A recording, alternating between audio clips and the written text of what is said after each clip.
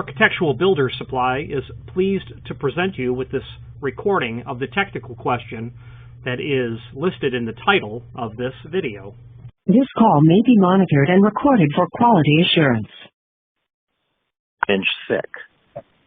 What size of hinge am I going to want to be looking at on your website? Oh, hard to say at this point because we've got to run the rest of the formula. Okay. So you need a wide throw hinge so that your door is 1 3/8 thick. Yep. Okay, so what is the hinge back set? What is the hinge which, I'm sure, sorry? Back set, the hinge back set. I don't know how to answer that question, I'm sorry. What is the back set part? Yeah, the back set is somewhere on your website I should be looking. We got to figure out which one you need before we look at anything. So the back set is the amount of the door that's not been mortised for the hinge. You know how your door's got a mortise in it for the hinge? Yeah, it's the amount that's not. Well, actually, these doors right now these doors are just a slab, so they can easily, we can put whatever back set we want on it. Okay, that's easy. We'll figure it to be 1/4 inch. So, so it's going to be door thickness minus back set times 2. So 1 1/8 times 2 is 2 1/4. What is the inset, the dimension from the face of the frame, the jamb, not the casing, the face of the jamb to the face of the door on the full side? Is it flush or is it inset? It's flush. Very good. So far we're at 2 1/4. Now the question becomes what is the amount of clearance that we have to get around when the door goes to 180 degrees? What stuff, like wainscot or casing, is attached to the face of the jamb, and what is that material total projection? You know what? I'm gonna have to go and measure that, and probably end up calling you folks back. But just to work with you on this formula, which I understand now what you're talking about, is if I've got a 1 3/8 minus the 1/4 of back set is 1 1/8. You multiply that by 2, and you came up with 2 1/4. Is that right? Yes. Did I hear that properly? I want to make sure I don't get that mistaken. So I think I heard 2 1/4. Is that right? That is correct. That is part of the formula. Yes, sir. And then you want to know how far proud of the face of the door we want this hinge to be sticking to give us clearance over what I've got as slats on the wall, creating just a visual. No, I don't want to know that. What the formula does is, based on the inputs, tell us the width of the hinge that you need. But what I want to know is how much stuff do you have to get the door around when the door goes to 180 degrees? Right, and that stuff that you just called stuff is I'm calling slats. They're just a visual. They're not weight bearing at all. They're just something that creates contour on the face. Are you putting this? So, like, let's say sorry, go ahead. Are you putting this flat material on the face of the wall and the face of the door? Correct. Yep. Okay. So are you going to hold the flat material? Am I going to hold which? I'm sorry? Are you going to hold the flat material back from the edge of the door and back away from the jamb ever so slightly? Correct. Okay. And you're going to allow by probably the diameter of the hinge barrel, or the knuckle diameter, plus 1/8 of an inch, something in that range? Something in that range, yep. Okay. So let's say the little slabs. Because you're trying to hide this. You're trying to hide the door. I imagine that's what you're doing. It's a hidden door. Totally correct. But the bottom line is these hinges are going to be sticking proud, and we just can't avoid that, I don't think. You can't do what now? Well, perhaps you're not loving the idea because we're kind of defeating the purpose of the hidden door by having the hinges stick out. That's precisely correct. But my carpenters have tried using other hidden hinges, and because of those slats on the front, we're not succeeding. Like you see a lot of things with hidden doors on various videos, but number one, it's either because the door pushes in rather than pulls out, and so the slats aren't the problem if it pushes in. Oh, you're mounting the material on the push side of the opening. On the which side? Push.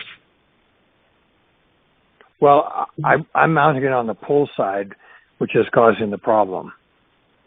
Right. Yeah. And how thick is that material? Well, you've asked the right question. I need to go measure, but I'm going to just throw a number out there for our formula here. And I'm going to say, let's say they're 1/2 inches thick, those slats. And what are they made of? They're just made of MDF.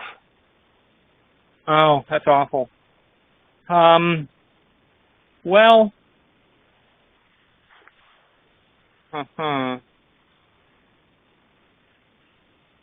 yeah. Yeah, you can't mortise to that at all. And you're mounting it on the pull side. Yeah. Mm-hmm. Right.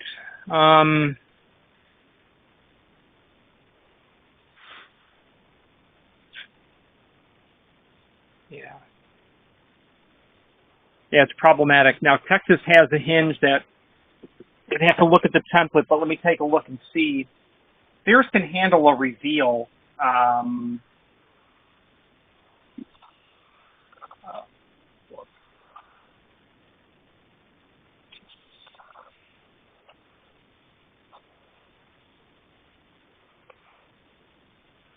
Like 18.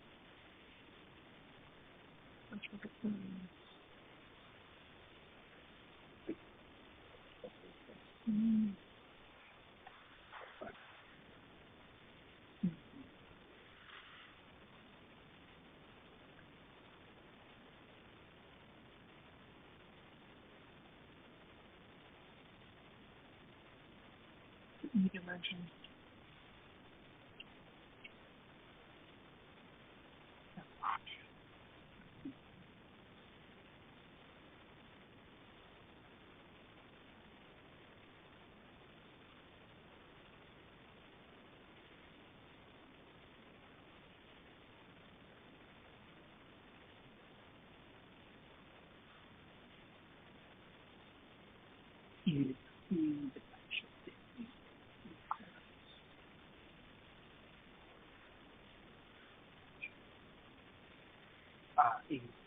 He's a 1/4 inch. He's a 1/4 inch. Mortise into that screw. Well, you might be able to make the sauce 5/18 hinge work.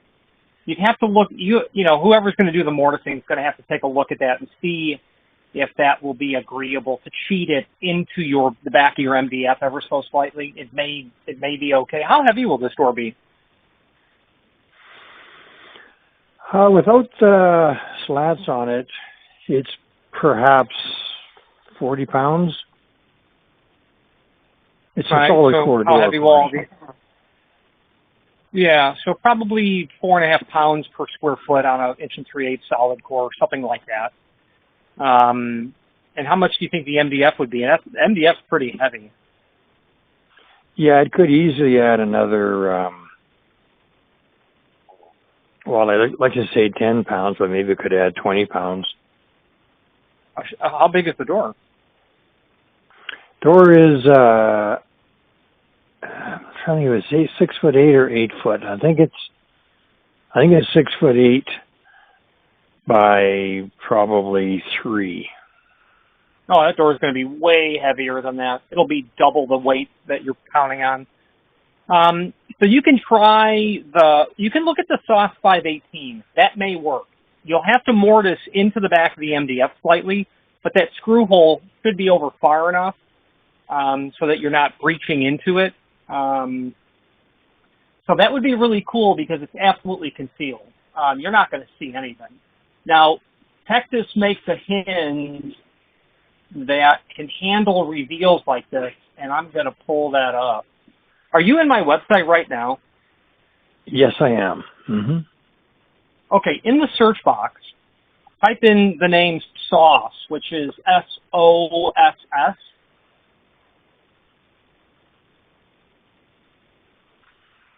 And then hit the space bar one time and type in the number 518 and then hit enter.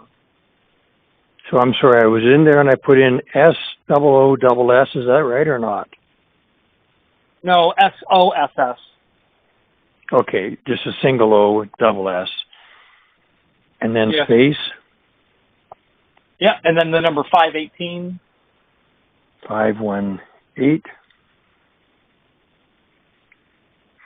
You know, those guys, we've looked at those, and those don't give us enough clearance is the problem.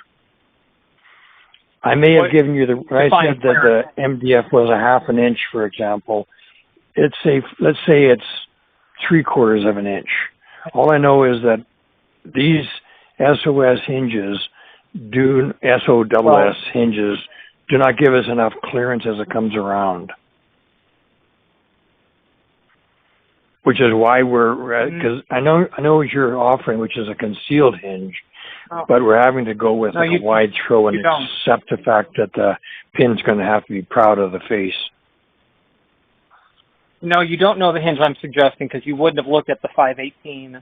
If you'll look at that hinge, and it is the same principal type as a SOS, but this is a derivative of it where it accounts for the possibility of clearance required. So the actual thickness of the MDF will end up proving very, very important to know, because when you look at the machining template, there's something called the E dimension that you can't exceed, and the E dimension with this is a 1/4 inch. So if you had to position your hinge to within a 1/4 inch of the face of the MDF, you would therefore be mortising partially into the back side of the MDF, which if it's a ½ inch, it may work. The advantage of investigating it is your idea is plan B. We're still looking for plan A.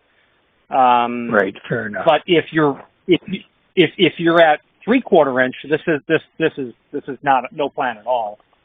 So I would study the template for the 518, not the 218 or the 220 or the 216 that you may have looked at. This puppy's a little bit different. So now I'm pulling up a catalog of an alternative product that may work.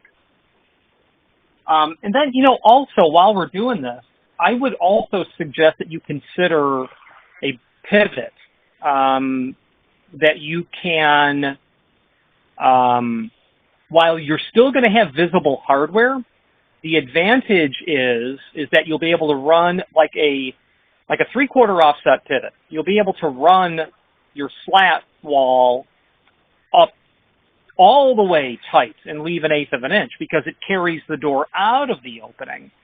And depending on the thickness of any additional material, you just got, basically all you have is a door that's going to be 1 7/8 thick. That's really all you have, or 2 3/4 plus 1 3/8.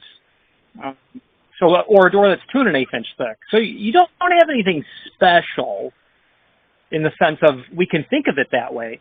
Do you have chair rail or wainscot or really thick base or some other treatment on the wall? And if you do, all we have to do is kick that vertical axis of pivoting out ever so slightly. And I've done this plenty of times for people, and we've solved it we've minimized how much hardware you see by using 3/4 or 1.5 offset pivots. And you still see some of the hardware. But the good news is you can run that slat wall, you just leave your 1/8 of an inch gap between the two pieces. And I can also throw all this in AutoCAD too to prove it, to show where the vertical axis pivoting has to be. Offset pivots would be a better choice than butt hinges, in my opinion. Also, wide throw hinges are not technically load rated. So over time, if we measure time in decades, offset pivots would be far superior. And then the Tectus idea is going to be a variant of the SOS idea, where they have, I keep mentioning it, but now let me just stop blabbing on. Oh, hey, sorry about that loss yesterday. I was listening to the news, and I'm glad that the United States won women's hockey, but I'm a big fan of all things Canadian sports, especially Don Cherry. That's for sure. What city are you in? I'm from Chicago, so I'm from a proper hockey city. I currently live in Southwest Florida, and you'd be surprised to know that there was more than one major team in this state. Right. Yeah. Well, the score. I think your team actually came from behind, didn't they? Yeah. Well, yes. The U.S. was down 3-2, and there were 4 unanswered goals. And it's just bizarre to even say that in context of Canadian hockey. 4 unanswered. It's just, Yeah. Things happen. But I've spent. Are you in Calgary? Because that's what your caller ID is coming up as. Yeah, that's right. Yeah. Yeah. I've spent a little bit of time in Calgary. I've actually seen the Flame. I've seen the Blackhawks play at home in Calgary. I mean, at the Flame Stadium, which was really awesome. And just about 2 weeks ago, Chicago was in town, and it was a chance for Calgary to get closer to a playoff position. And Chicago, as you know, is not doing well this year. But Chicago still won. It was kind of crazy. Yeah, and I like that stadium. This was probably 5-6 years ago because it reminds me of the old Chicago Stadium where you're going to have obstructed views, giant slabs of poured concrete, just a proper place to watch hockey. Really, really great time there. So there is another concealed. Forgive me, sir. I'm looking at your website, and I went into that SOSS 518, and there are half a dozen items on here, I guess. I'm just not sure if these are the ones or you're thinking of. Yeah, click like the bottom one, and then from there you'll get supporting documents within inside of it, and you'll be able to look. The one that's showing up on mine is called a 518 US 4 wide throw wraparound. Is that what you're meaning? Yeah, that would be a good one. You click on that, then scroll down a little bit, and you'll be able to see kind of what it does. Yeah. You see, I think the problem is that dimension D on there, and I've seen this before. The problem is that dimension D, it's the way that the slat comes around, and there's no clearance for it. We've tried these, or academically tried these, and dismissed them as not having enough clearance, which is why we thought Plan B would be the risk-free approach to go with. Yeah, I agree. You're going to have a conflict if you look at door open at 45 degrees. That's where that trouble is going to come in. Correct, and we want to go more than 45. Yeah. Well, yeah. So you'll have your pinch point at 45 degrees for sure. So the offset pivots must be good, and then there's another concealed hinge on the market, but it's going to give you the same problem in the sense that it solves the SOS 518 problem because of the way that it articulates, kind of like a pantograph hinge. but the maximum thickness of that material can only be, now to switch to metric, 8 millimeters, so, about 5/16, 3/8, and something in that range, closer to 5/16. So unless the thickness of the material that you're installing can change thinner, I do like the offset pivot idea. Now, when I look at the offset pivot on your website, what I'm seeing is a top and a bottom pivot, right? Mm-hmm. So it almost seems like you can only have two hinges and one top and one bottom. Well, you'd be able to put an intermediate should you want to. And it would, of course, be recommended, but generally people forego that intermediate pivot. I just don't, not having a pivot in my hand, an offset pivot, it just seems to me like they require the flat surface of the top or the flat surface of the bottom to attach. Yeah, you'd be attaching it to the top rail or to the bottom rail of the door, and then the underside of the header and the floor. Yeah. And the way that we got... No, go ahead. The way that you itch, I'm sorry?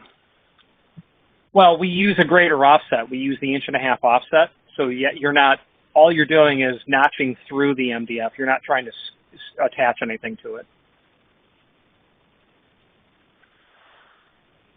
And so our floor surface is tile on concrete, and we've got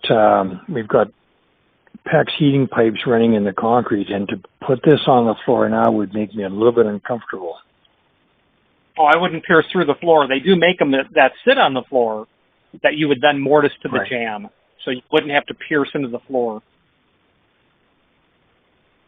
I see, because the ones I'm looking at show almost like a plate on the bottom pivot. Yeah, they do make a version of that with an L-shaped plate that you see in the bottom, and the mechanics of the way the door would swing remain the same, but there's a variant, a derivative that you don't pierce into the floor, radiant heat, or hey, listen, I'm not drilling a hole in my floor. Right. Now these look, I'm seeing $348 for one of these sets, I guess, eh? Well, it depends on which one you're looking at, but yeah, no, pivots are $2,000, $3,000, $4,000. I've got a pivot here that's over $10,000. So yeah, but they're not going to be as cheap as 3 wide throws is the bottom line. So at the end of the day, if just wide throw is where this ends up, then there you go. But we don't really need the formula to know anything. I mean, really, I think all you need is going to be like a 4x4 hinge. I don't think you need a wide throw. Because you're going to position that vertical axis of pivoting so close to the pull side face of the door, like the barrel is only going to project off the face of that slightly, because when you rotate that door to 180 degrees, the distance from the face of the wall to the back side of the door, that can be very tiny. There's no fair rail, assuming that there's no base that's in the way, there's no applied moldings. You can have that dimension 1/4 inch. So like a regular hinge is going to be fine. You just need to make sure that the 4 holes for the screws get into the 1 3/8. And if we're going to assume that your door is, 1 7/8 thick, gosh, a 4.5 hinge or a 4.5 hinge would work. Going with something wider than that is really just unnecessary. It's going to make the hardware project off the face of the door and frame unnecessarily more than it needs to. Now, if I said to you that I wanted to be able to open that door like 180 degrees, does that change your thoughts? Not at all. My thoughts are based on you going to 180, but it's also based on there is no, what I had said earlier about you have to know the thickness of what you're applying, you now don't, because I'm saying don't think of it as an 1 3/8 door with 1/2 inch applied. Just think of it as an 1 7/8 thick door. The only thing you have to make sure, because we don't have to know any clearance, because you know what shear rail is, you know what wainscoting is, you know what casing is. If you don't have any of that, you have nothing that you have to move that vertical axis of pivoting off further from the pull side face of the door and frame to get around when you go to 180. Your installation is, if you're agreeable to seeing barrels and a margin between the ends of the slat board, you need regular hinges. There's no math that tells you need otherwise. Yeah. I just thought we were coming out so far proud of the actual door itself that we needed the wide throw for that extra room there. Yeah, but I think in that logic, you're thinking 1 3/8 plus your slat wall thickness. I'm saying don't think of it that way. Just think of it how thick the door is, because that's what it is. Your door's not 1 3/8.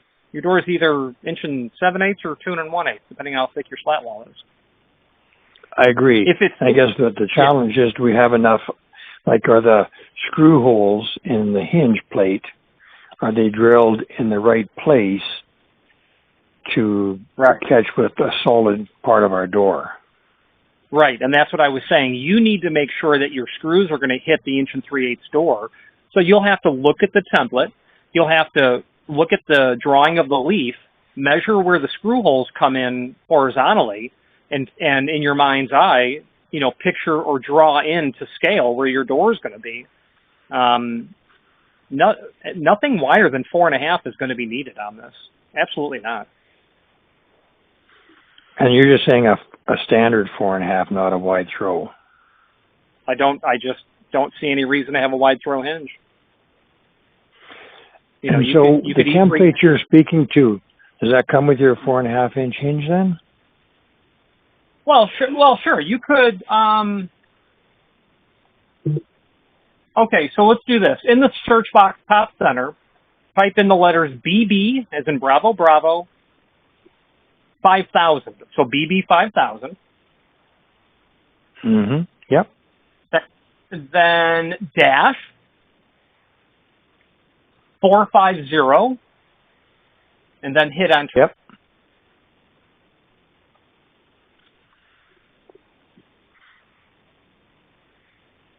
So this is a series of 4.5 by 4.5. Is that what you're expecting? Yeah, just click on the first one and then scroll down, and on the right side below the map of the U.S., look for the link called Cut Sheet. Yep, I see that. So, when you look at that, what's important to you is the 3/8 dimension on that first hole. The A dimension is important to you. The axis of pivoting is going to be 2 1/4 inch from the outside edge of the leaf. And in that A dimension, you've got 3 things to think about: where those screw holes are going to come into relationship to the edge of the door. You can see that your back set's going to be very close to 0 because you need to fit those 4 holes into that 1 3/8. So that's a number 12 screw. So figure, you're going to be every bit of 1 3/16. So you're going to have the edge of the hinge leaf to the push side of the door. Your back set's going to be like 1/8 of an inch. Very small. Right. And you can see now, when you add that 1/2 inch or whatever, you're, 4.5 is probably too wide. I would probably look at a 4 inch and see if you can stuff that on there. And so you had me search on BB 5,450. Would it be a BB 5,400 then for the 4 inch? You've missed your calling, sir. You're exactly right. You should have sold hardware. I just listened carefully. Okay, no, this is all a good start. I'm going to do a bit of work with this and my carpenters. And your name, I didn't catch your name. Yes, sir. My name is Richard. Okay, so if I'm calling back with a proper order and a confirmation, I can ask for Richard then on the hinge side. Yeah. Yeah, absolutely. If you end up going with standard butt hinges, you're going to source that locally. I know people in Calgary because of the organization that I'm a member of. You're not going to bring in something from the U.S. that's typical, but very happy to explore the offset pivot idea and, the mental exercise of it. So always happy to help, especially someone from Calgary, because everyone there, every time I go, is super, super, super, super polite. So happy to pay that back. For the sense of our city. Okay, so I guess I should do some measuring, and you're really saying that wide throw is overkill and not what we're trying to achieve. Yeah. We just need to reduce it to its simplest form, and wide throw is not its simplest form at this point. Right. Okay, Richard, thank you for your help. I hope that I can source it, but I'll maybe give you a call back in a couple of days to get your input again. Excellent, sir. Thank you. Have a great day. You too. Are you anywhere close to Florida Panthers? Well, I'm in Naples. Or are you closer to Tampa Bay Lightning?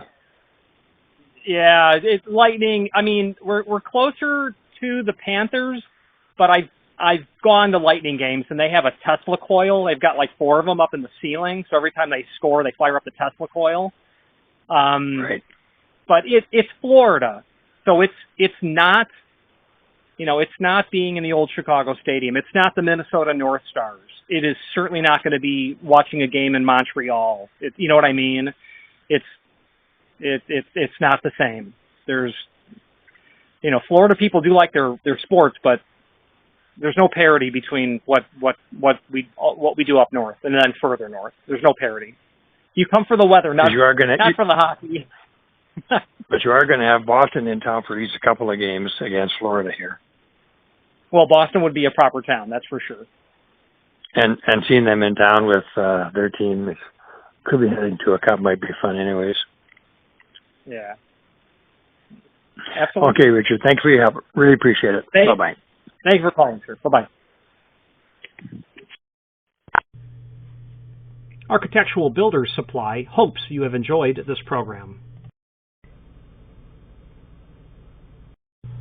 Again, thank you for watching, and if you've enjoyed this video, please click thumbs up, please subscribe, and maybe even send the video to someone that you know. Thank you.